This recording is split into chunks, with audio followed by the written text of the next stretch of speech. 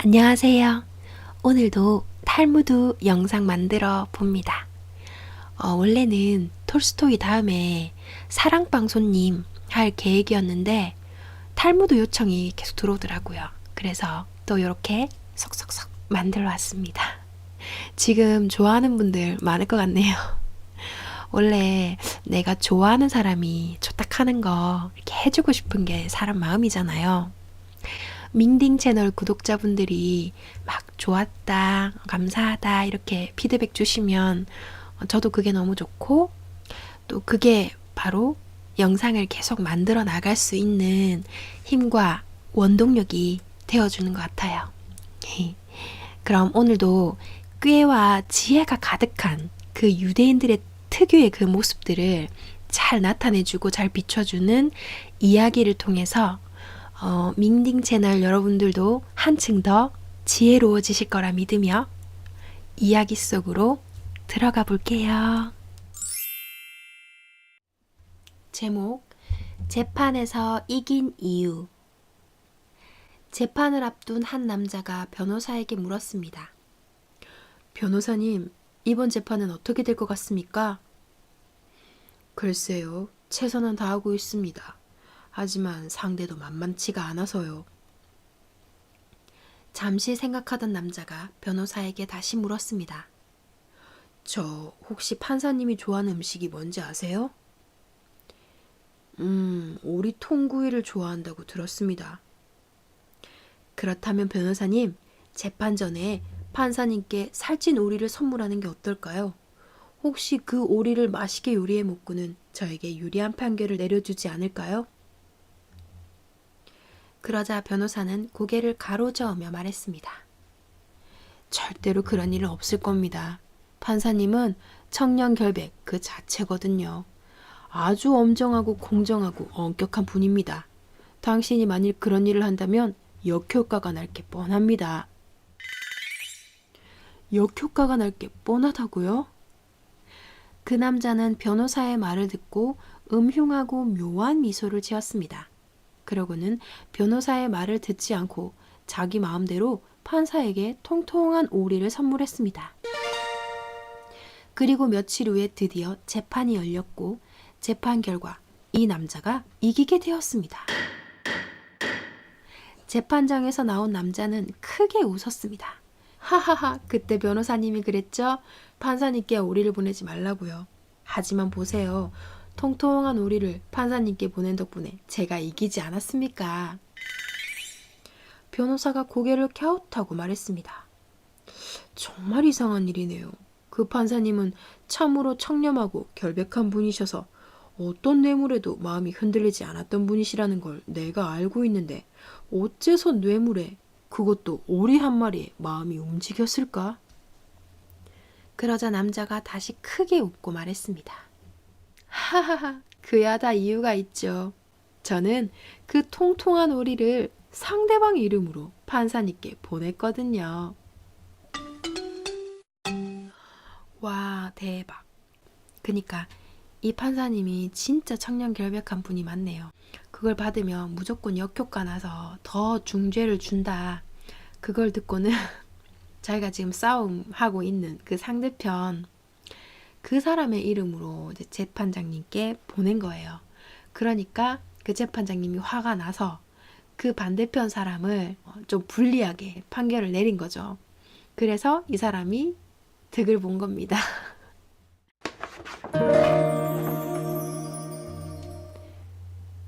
제목, 문을 발로 차세요.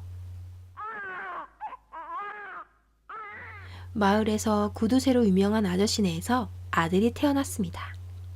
여보, 수고했소. 우리 아기의 탄생을 기념하기 위해서 잔치를 벌입시다.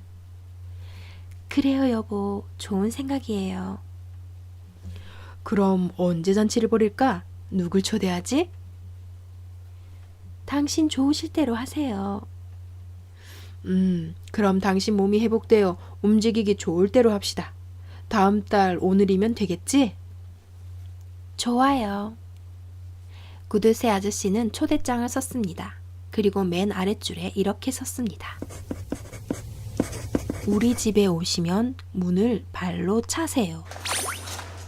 초대장을 붙이고 며칠 후에 구두쇠 아저씨가 친구를 만났습니다. 아저씨는 그 친구에게 말했습니다. 여보게, 아내가 아들을 낳았네.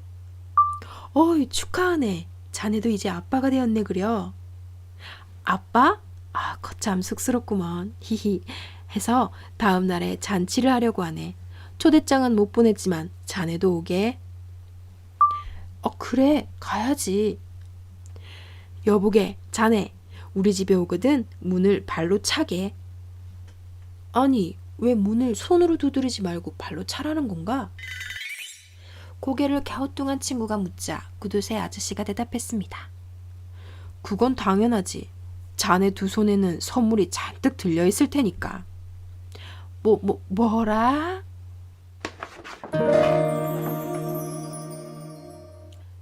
제목, 너무 빨리 자란 아이. 여보, 내일이 우리 애 생일인데 선물은 뭘로 할까? 옷이 어떻겠어요? 애가 부쩍부쩍 크니까요. 그거 좋군. 마침 사무실 근처에 옷가게가 있으니 퇴근길에 내가 사올게. 퇴근길에 옷가게에 들른 아버지는 아들에게 선물할 옷을 골랐습니다. 그러고는 주인에게 물었습니다. 주인 아저씨, 혹시 이 옷 빨면 줄어들지 않겠죠? 줄어들다뇨. 이 옷은 우리 가게에서 파는 옷 중에 가장 좋은 옷감으로 만든 겁니다. 절대로 그런 일은 없습니다. 안심하고 가져가세요. 주인은 고개를 절레절레 흔들며 말했습니다. 그리고 일주일이 지났습니다. 아버지가 아들을 데리고 옷가게로 들어갔습니다. 이것 보시오, 주인 양반. 당신이 안심하고 가져가라고 한 옷이 이렇게 줄었소. 이걸 어떻게 하시겠소? 그러자 옷가게 주인은 몸에 맞지 않는 옷을 입고 있는 아들의 머리를 쓱쓱 쓰다듬으며 태연하게 말했답니다. 넌 참 귀엽게 생겼구나, 얘야. 그런데 너는 너무 빨리 자라는구나.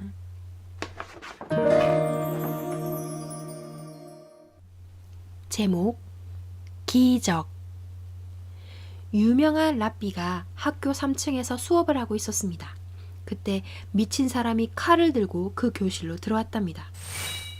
미친 사람은 후다닥 뛰어가 랍비를 붙잡고 옆구리에 칼을 댔습니다. 제자들은 무서워서 벌벌벌 떨었습니다. 랍비도 무섭기는 마찬가지였지만 두근거리는 가슴을 꾹꾹 누르며 말했습니다. 이보시오, 당신은 누구시오? 그리고 여기는 학생들을 가르치는 교실이요. 정육점이 아니란 말이오. 내가 누군 건 알 필요 없다. 그리고 여기가 정육점이면 어떻고 교실이면 어때? 아니, 대체 뭘 원하는 거요? 랍비가 그 미친 사람에게 물었습니다. 뭘 원하냐고? 아참, 그렇지. 목소리를 가다듬은 그 미친 사람이 말을 이었습니다. 당신은 아주 유명한 선생이라지? 사람들이 그러는데 당신은 기적도 행할 수 있다고 하더군. 내 눈으로 그 기적을 보고 싶다. 내가 원하는 건 이거다. 아니, 어떤 기적을 보고 싶은 거요? 자, 지금 이 창문을 뛰어내려. 그러면 하나님이 천사를 보내 당신을 구해주시겠지? 만약 그런 기적을 내게 보여주지 못한다면 너를 거짓말쟁이라고 동네 방네 돌아다니면서 소문을 퍼뜨릴 거다. 미친 사람이 소리치자 랍비는 차분하게 말했습니다. 그렇다면 좋소. 이보시오. 위에서 아래로 뛰어내리는 건 누구나 할 수 있는 거요. 당신이 말한 것과 같은 기적을 보고 싶다면 나와 제자들을 마당으로 내려보내주시오. 마당에 나가 내가 제자들과 함께 기도하면 하늘에서 천사가 내려와 나를 여기 3층 교실 창문으로 들어 올려줄 거요. 어떻소? 그런 기적을 보겠소? 좋다. 어서 내려가서 제자들과 열심히 기도하고 빨랑빨랑 기적을 보여줘. 이렇게 해서 랍비는 제자들을 데리고 무사히 밖으로 빠져나갈 수 있었습니다. 이봐, 선생! 빨랑 기도하지 않고 뭐해, 어? 미친 사람은 랍비의 기적을 보려고 3층 창가에 서서 소리를 쳤답니다. 여보시오, 우리는 안전하게 계단으로 내려왔으니 당신도 어서 계단으로 내려오시오.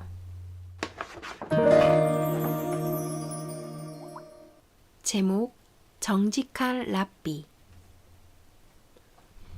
옛날 어느 마을에 랍비가 살고 있었습니다. 그 랍비는 야자나무를 가꾸어 딴 열매를 시장에 내다 팔아서 근근히 먹고 사는 가난한 사람이었습니다. 그래도 알뜰살뜰 살림을 꾸려서 적은 돈이지만 꼬박꼬박 항아리에 저금을 했습니다. 나무에서 딴 야자 열매를 장이 서는 마을까지 운반하는 데는 너무 많은 시간이 걸렸습니다. 그래서 탈무드를 공부할 시간이 별로 없었습니다. 그러던 어느 날 항아리에 꼬박꼬박 저금해둔 돈을 세던 랍비가 무릎을 탁 쳤습니다. 그래, 됐다. 이만한 돈이면 낙타 한 마리는 충분히 살 수 있겠어. 랍비는 한 푼 두 푼을 모아 만든 목돈을 챙겨 들고 마을로 갔습니다. 그래, 낙타의 야자 열매를 싣고 마을에 서는 장에 가면 시간이 많이 절약되겠지? 그러면 그 절약한 시간에 탈무드를 공부할 수 있을 거야. 랍비는 마을에 있는 낙타 시장으로 갔습니다.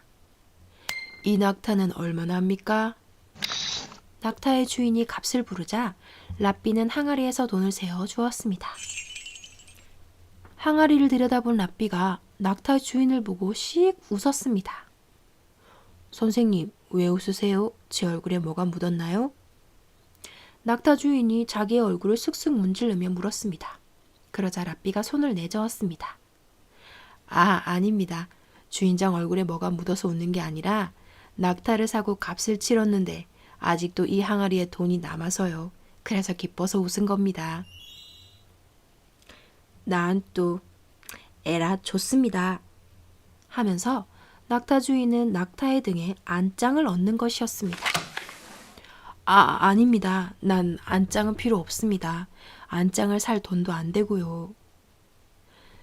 제가 돈을 받자고 안장을 얹어드린 게 아닙니다. 선생님께서 기분이 좋으시다니 인심 한번 쓰는 겁니다. 저야 고맙지만. 랍비는 낙타를 타고 돌아왔습니다. 그 모습은 마치 개선 장군 같았습니다. 랍비의 제자들은 그것을 보고 무척 기뻐했습니다. 와, 선생님, 멋진 낙타네요. 낙타를 새로 사셨으니 목욕부터 시켜야죠? 저희가 목욕시켜드릴게요. 고맙구나. 낙타가 목욕을 하려면 이 안장부터 내려야겠지? 자, 날 좀 도와줄래? 네, 선생님. 랍비와 제자들이 안장을 들어 낙타 등에서 땅에 내려놓았답니다. 바로 그때였습니다. 안장에 달린 작은 주머니에서 무언가 반짝하고 빛났습니다. 고개를 갸우뚱한 랍비가 안장 주머니에서 그것을 꺼냈습니다. 아니, 이건... 선생님, 이건 다이아몬드예요. 우와, 선생님은 이제 부자가 되신 거예요. 그럼 이제 더 이상 야자 열매를 팔러 장에 가지 않으셔도 되겠네요. 선생님은 이제 부자가 되신 거예요. 그게 무슨 말들이냐. 당장 주인에게 돌려줘야겠다. 그러자 제자들이 랍비를 말렸습니다. 선생님, 이걸 왜 돌려주신단 말입니까? 이 다이아몬드의 주인은 바로 선생님이십니다. 맞습니다. 이건 선생님이 사신 낙타 안장에 들어있던 거니까 선생님 겁니다.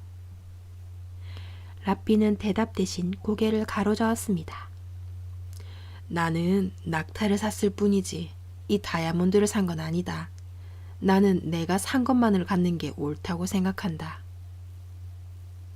이렇게 해서 랍비는 다이아몬드를 들고 낙타 주인에게 갔습니다. 그러나 랍비의 말을 들은 낙타 주인 역시 다이아몬드를 받으려 하지 않았답니다.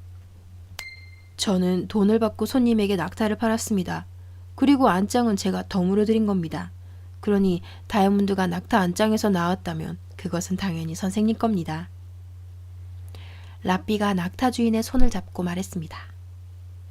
자기가 산 물건 이외에 다른 걸 갖지 않는 게 우리 유대인의 신앙이며 전통입니다.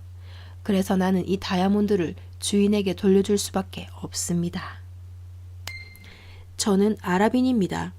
선생님, 유대인은 참 신앙심이 깊고 훌륭한 전통을 가진 민족이군요. 아랍인인 낙타 주인은 감동하여 그 다이아몬드를 받았답니다.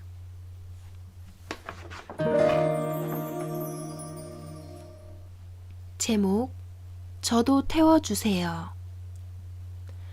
노아가 밭에서 일을 하고 있던 어느 날이었습니다. 노아야, 노아야. 어디선가 자기를 부르는 소리에 노아는 허리를 펴고 두리번거렸습니다. 그러나 자기 주위에는 풀을 뜯고 있는 양떼뿐 사람은 아무도 없었습니다. 누가 나를 부르는 걸까? 고개를 갸우뚱한 노아는 허리를 굽히고 계속 밭일을 했습니다. 노아야, 노아야. 또다시 들려오는 그 소리에 노아는 다시 허리를 펴고 하늘을 쳐다봤습니다. 그래, 나다, 나. 아이고, 하느님이셨네요. 노아는 얼른 무릎을 꿇었습니다. 노아야, 지금부터 내가 하는 말을 잘 듣고 그대로 따르거라. 네, 하느님, 말씀만 하십시오. 어떤 말씀이든 그대로 따르겠습니다. 세상 사람들은 지금 너무 많은 죄를 짓고 있다. 그러면서 반성할 줄도 모른단다. 내 그 볼로 큰 홍수를 내릴 것이다. 그러니 너는 홍수에 대비해서 네 가족과 함께 커다란 배를 만들어라. 배가 얼마나 커야 합니까? 너와 네 가족 그리고 세상에 사는 동물 한 쌍씩을 태울 만한 크기여야 한다. 알겠습니다, 하느님. 노아는 그날부터 온 가족과 함께 커다란 배를 만들기 시작했습니다. 노아네 가족은 배를 처음 만들었지만 하느님의 특별한 은혜를 받아 척척 배를 만들어갔습니다. 사람들은 그런 노아네 가족을 보고 비웃었습니다. 흥, 홍수가 난다고? 작년에도 가뭄이 들었고 올해도 가뭄이 심한데 저렇게 구름 한 점 없이 맑은 하늘에서 무슨 비가 쏟아진다고 저러나? 그것도 뭐? 홍수가 난다고? 그렇다잖아. 큰 홍수가 난다고 저렇게 열심히 배를 만들고 있잖아. 돌았어. 머리가 획 돌아서 저래. 사람들은 죄를 뉘우치고 배를 만들라는 노아의 말을 듣고는 비웃었답니다. 그래도 노아는 가족과 함께 계속 배를 만들었습니다. 드디어 커다란 배가 다 만들어졌습니다. 그때까지도 사람들은 계속 죄를 지었고 전혀 반성을 하지 않았답니다. 할 수 없다. 시간이 없어. 이제 세상의 모든 동물을 한 쌍씩 불러 모아야겠어. 이렇게 생각한 노아는 특별하게 만든 뿔 고동을 힘차게 불었습니다. 뿌, 뿌, 뿌. 뿔고동 소리를 듣고 세상의 모든 동물들이 쌍을 지어 배로 몰려왔습니다. 그때 선도 불이 나게 달려왔습니다. 선이라고 하는 것은 선과 악의 선입니다. 저도 태워주세요. 노아는 고개를 가로저으며 선에게 말했습니다. 이 배에는 꼭 짝이 있어야만 탈 수 있단다. 너는 혼자이기 때문에 태울 수가 없어. 아직 시간이 좀 있으니 어서 가서 네 짝을 찾아 같이 오너라. 선은 할 수 없이 돌아가서 자기의 짝을 찾아 헤맸답니다. 얼마 후 선은 악을 데리고 왔습니다. 그래, 네 짝을 찾았구나. 어서 타거라. 네, 고맙습니다. 그런 일이 있은 뒤부터 선이 있는 곳에는 언제나 단짝이 된 악도 함께 있게 되었답니다.